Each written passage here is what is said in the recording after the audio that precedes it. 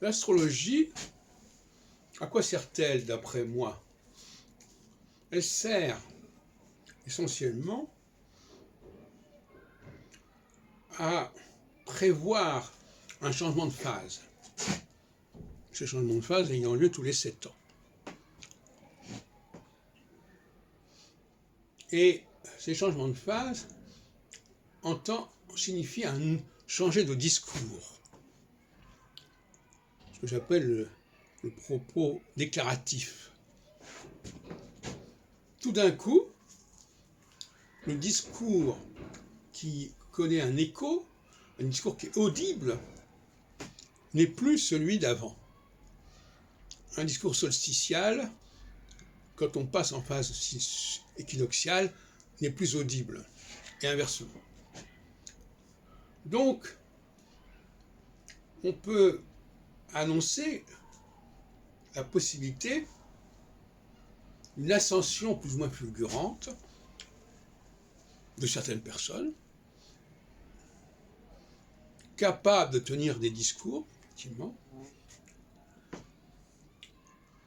de capter des discours, de reproduire des discours qui sont dans l'air du temps.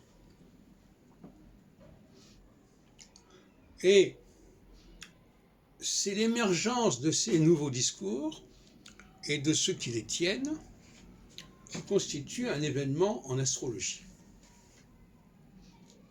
Il ne s'agit pas d'annoncer je ne sais quelle guerre ou quelle pandémie, etc. Il s'agit simplement d'annoncer un changement de discours, un changement de protagoniste qui prendra éventuellement le contre-pied de ce qui se disait jusque-là. Alors, on peut par exemple prendre le cas d'un passage en phase solsticiale, lorsque Saturne passe sur l'axe solsticial Cancer-Capricorne,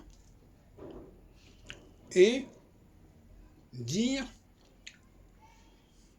qu'il faudra se méfier, qu'il faudra prendre en compte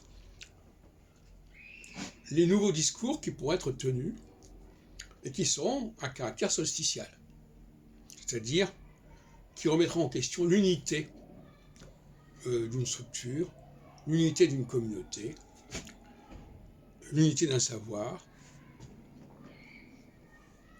parce que quelque part, les gens, je crois que le mot les gens est assez invalable, les gens